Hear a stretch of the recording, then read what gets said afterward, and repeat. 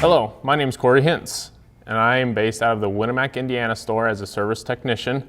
I have been with the company for a progressive 6 years.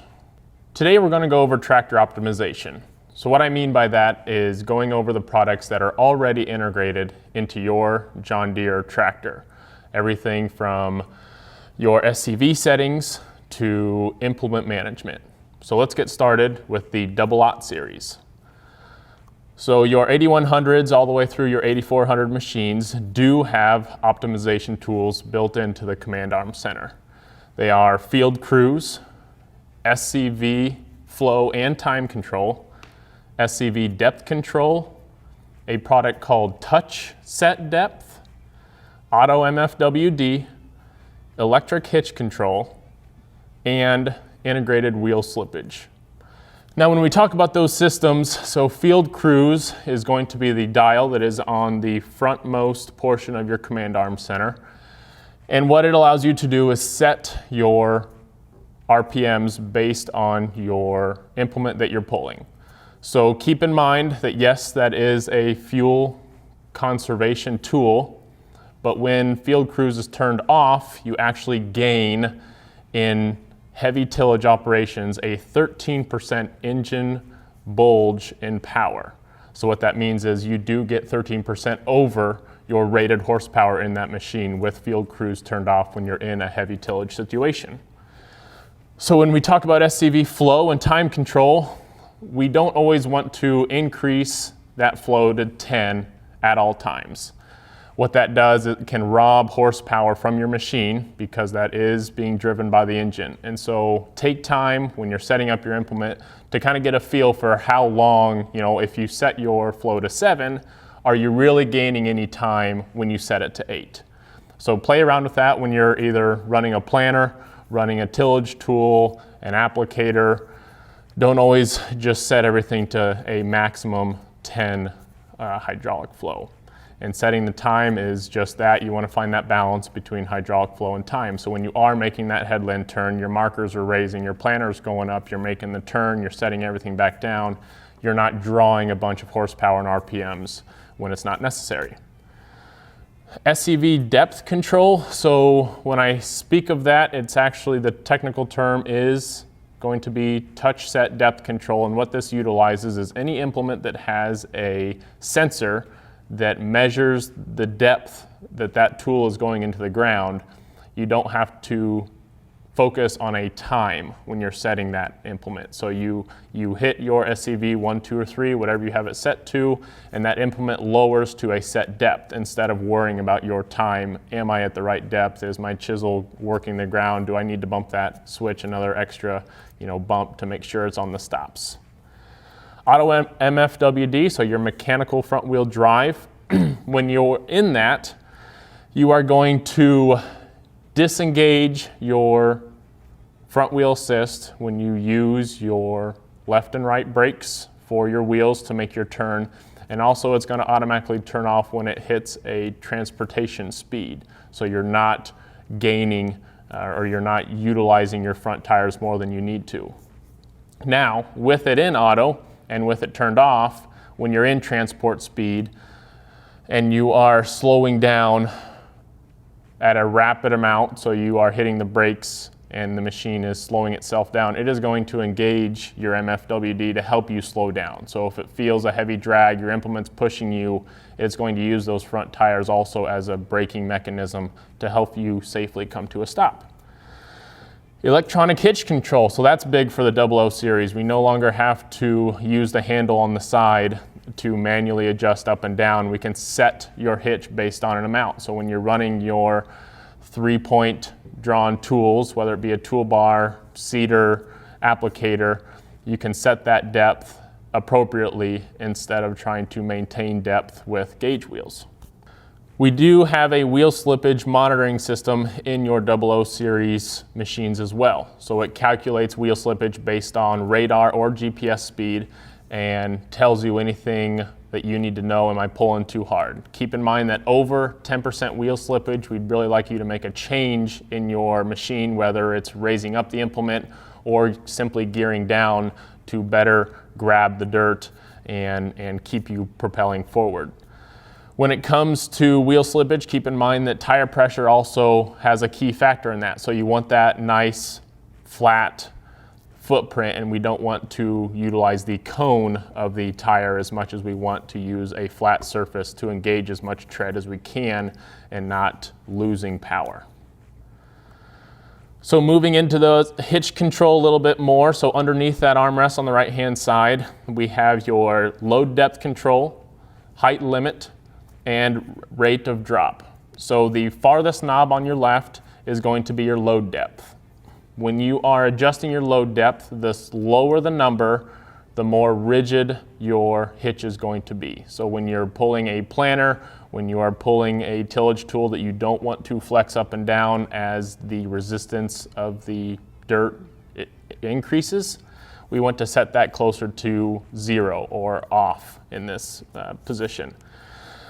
Then when you're setting your height limit, real simple, if you don't want your hitch to come up all the way when you raise up and do your turnaround, that is the dial. So the more clockwise, the more restricted your hitch is going to be. And then rate of drop, so how fast you want that 3-point to raise or lower when you are performing a task. We also have a lateral float option on your double-aught series, and it continues into the newer 8R tractors, so we can either set your 2-point rigid by leaving those pins in the lower position, so position B, or we can set that lateral float to give a little with the ground contour in the position A. Moving into the 10 and 20 series machines, so the general setup of the command arm center is going to be the same as the double-aught, but we did gain automatic power shift, so APS, implement management system, and slip hitch command. So talking to those terms, APS, it relieves the operator from having to manually change gears throughout the field. So you can set automatic power shift to maintain a certain speed, and it is going to shift up or down to maintain that speed. You can also, into the command arm center, you can adjust how aggressively you would like that to shift, so you're not always trying to maintain it on your own. Implement management system, so it is a programmable control through the command arm center or console, and multiple things you can do with it. You can turn on and off your rear differential, your MFWD, your touch set depth control, your hitch. It can turn off your PTO. It can control your SCVs, extend, float, or retract. Turns on your APS system. When we talk about slip hitch command, so what this does, with pairing with your draft control, it maximizes traction by raising the hitch when the wheel slip is above 10%. And you also have adjustable sensitivity settings on it as well. So when you are going through the field and you don't want your hitch to give as much, with that hitch slip command, when it reaches that 10%, you can adjust those from 1 to 10. Now jumping into 30 series, so we still have that command arm center console on the side, but we gain new engine perks. So we have a VGT Turbo, so a variable geometry turbo. We have an electric self-priming fuel pump. IVT became a more popular option. We have a integrated variable cool fan drive, programmable lights, and GPS speed source capabilities that are integrated into that machine. So when we talk about that VGT Turbo, what it allows us to do now is we can lower our engine RPMs but still gain horsepower. So that gains us also in fuel economy. So we're not having to run the high RPMs to keep our horsepower. Our IVT, so in our 30 series machines, it gave us that F1 and F2 with the scroll wheel on the range selector.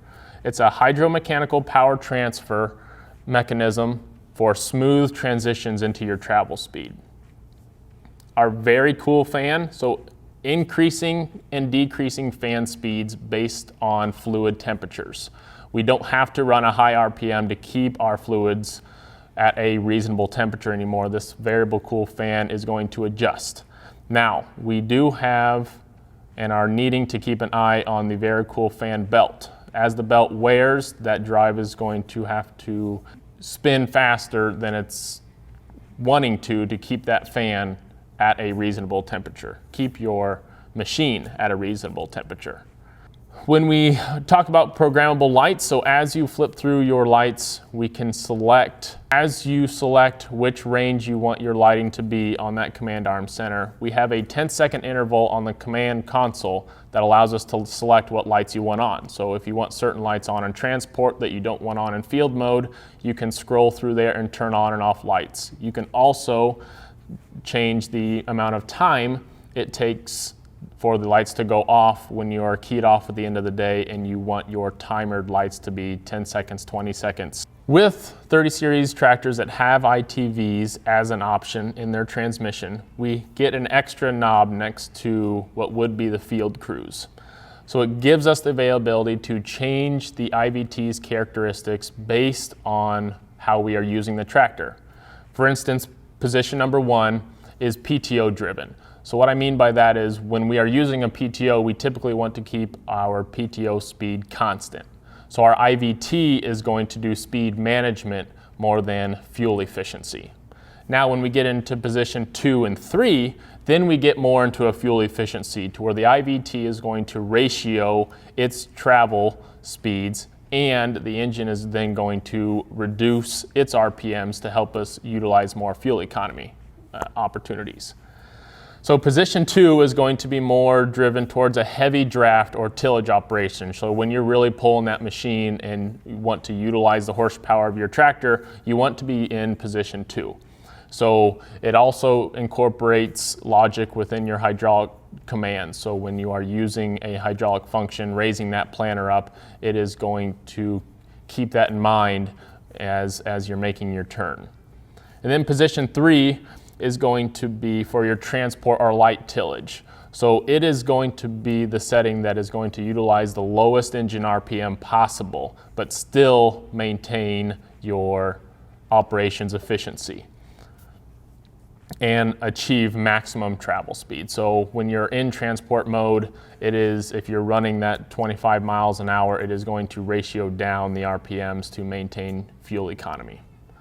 Now a little bump for the IVT transmission. So with it turned all the way off in manual mode, you are going based off of 100% operator command. So where the throttle is and where your range selector is, that is what the machine is going to do. When you are utilizing one of these 3 auto IVT positions, it is 9% more efficient than using it in manual mode. So to put that in perspective, if you utilize the auto command IVT transmission as designed across approximately 500 hours, you could save $2,000 in fuel. So it kind of puts it in perspective there. We don't want to just leave it on one setting and just run with it because it works. Let's try to really gear that IVT transmission to what it can be used for. Early model 9R tractors had the option of an E18 transmission and later an E23 transmission for the 8R machines. So what these transmissions do are they work as a power shift transmission utilizing what's called efficiency manager. So that's what the E stands for in front of E18 and E23. So using the E18 transmission works like a power shift, but allows the transmission controller to shift automatically based on your set travel speed. So an example of this is going to be if you are using that transmission for a grain cart operation, you are going to have a rocker switch on the command arm console that is going to be labeled F1 and F2. So you can set F1 as your combine travel speed. And when you are being loaded onto, that speed is going to be maintained while the transmission shifts up and down as the load increases. When that combine is done unloading into the grain cart, you can then rocker that switch into F2, which is then more of a field transport. So you can go unload that grain cart and then be ready for the next load to be applied. Keep in mind that efficiency manager is not intended to be used during heavy tillage. So when we are in a heavy tillage situation, pulling a ripper, pulling a deep tillage tool, we want to utilize that E18 transmission as a traditional power shift transmission. ITEC and ITEC Pro was a system designed by John Deere to assist operators with headland management. So what I mean by that is when you're using solely ITEC, the tractor is controlling the implement. So we can raise, lower, turn systems off, turn systems on, MFWD, SCVs, systems like that. When we get into ITEC Pro, that's when we gain the headland control. So the tractor will then make a turn on the headlands and head back into the crop to be applied on its own. When we are setting up that ITEC Pro system, we can apply up to 20 functions per sequence. And sequences are time-based, so it is not going to work with guidance lines or headland boundaries. It is a recorded sequence. Getting into model year 10 and 14 8R machines and 9R machines, we now have a command arm center. So it is a digital display of what we are used to controlling on the command arm console with our 00, 10, and 20 series machine. And from here, we will walk through a simulator to give you a better understanding of the capabilities it contains. Now that we're in our GreenStar 3 Command Center, we'll go into the menu. And here you can see a digital layout of our previously selected options in the 10, 20, and 00 series machines. So we'll start by going into our SCVs. Here's where you can change the time and flow of whichever SCV you desire. An added option in a GenStar 3 Command Center is being able to split time and flow an SCV. So you will select which SCV you want to split.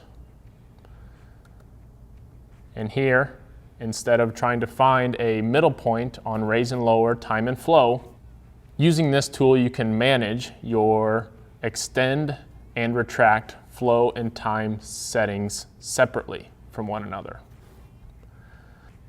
Now we will go into our rear hitch. And here you have your height, upper limit, your drop rate, and your raise rate, along with your hitch slip command sensitivity. Going into tractor implement automation. So here is where you would be able to select an ITEC-like system. So it is going to be your management system when it comes to implement settings. Programmable lights. Based on setting 1, 2, or timer, you can select which lights enable at what point in time from that command arm center. Your PTO can also be customized, and your field cruise speeds can be turned on and off with your remote PTO option available. Going into advanced settings, you can also set a rear PTO engagement rate. So where this is optimized is when you are running that tractor on a grain cart and maybe using elevated RPMs, but you still want that unload auger to be engaged smoothly. You can change that from low, auto, or high rate. Typically you will see that PTO engagement in the auto, but if we have engagement concerns with too much aggression, we can select low. Getting into the transmission, so with an IVT and E23 or E18 transmission, this is going to be a very common screen to reference. This is where you will change your full auto, custom, or manual settings. When we go into custom, we can then change the ability of where you want those ranges to be, what you want your high and low RPM limits. You can also set your max forward speeds and reverse max speeds. ITEC. So your ITEC is going to be where you will set up your implement management system, and it is going to perform those commands, your SCV, extend, retract, your MFWD with one touch of a button when it's enabled, and then ITEC Pro will then command a headland turn when it's turned on. Getting into your engine. is where we will see your exhaust filter cleaning if you do fall in that emissions range, and your field crews once again. Your engine power is something to be referencing when utilizing your transmission, and you will see the benefits of your efficiency manager system being turned on. So your IVT in auto mode, or that E18 using that efficiency manager system. You can set your field crews, max limits, and turn them on and off. And that sums up the GreenStar 3 Command Center overview. Going forward into a Gen 4 4600 Command Center display, we will start by going into your menu, and you can see that we are now categorizing our machine settings, application, and systems into different tabs for ease of use. So we will start with machine settings, and we will go into our SCVs. So here is where you will record and set your SCV flow and time. And when you apply an independent setting, you will go into the arrow with the dot, turn on an SCV independent mode, hit your X, and from here you can then select flow and time independently from extend and retract. As we go back into our steering, if ACS steering is an option on your tractor, you can also set your manual steering sensitivity here. In custom mode, you can then set your performance target in an RPM range. So you can select with Eco off if you do not want your engine to go below 1200 RPM, or you can increase that to whatever you desire. The same with Eco turned on. If you do not want that to be selected, you can increase that RPM range as you need. If you utilize the foot pedal on your machine, there's an option for that, as well as the manual mode. So that is running this transmission completely at the operator's response without any efficiency manager running. Going into the selection, we can then change our auto clutch sensitivity. If you have a backup alarm, you can shift it on and off, and your reverse forward ratio can be set at this page. Moving into rear hitch. So here's where you can set your upper limit, drop rate, and raise rate. So to reference those again, upper limit reduces the height of that hitch. Drop rate is how quickly the hitch lowers into position, and raise rate is how quickly the hitch goes back into a headland turn or transport. Your load depth is down below on the left.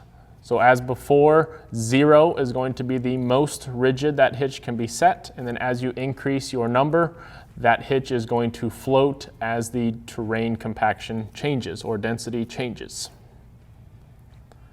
Going into advanced settings, you can see your hitch lock dampening on or off. So if you want that hitch to dampen as it goes across the terrain, you can select that here. Into your PTO management, you can turn those settings for engagement rate into auto, low rate, or high rate. So if you would like a constant low engagement rate of that PTO, you can select it here. A high rate in the same, or allow your PTO controller to take control of how that PTO is going to engage.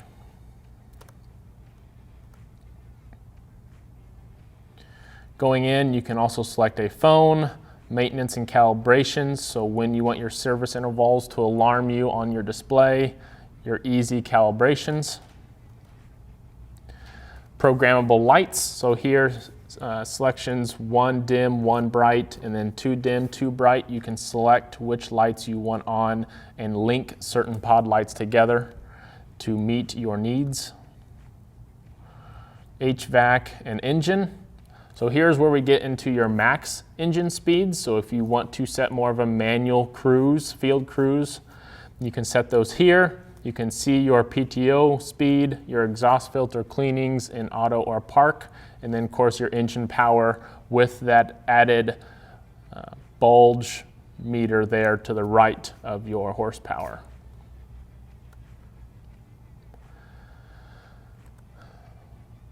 Going into applications, so this is where previously stated we had ITEC Pro.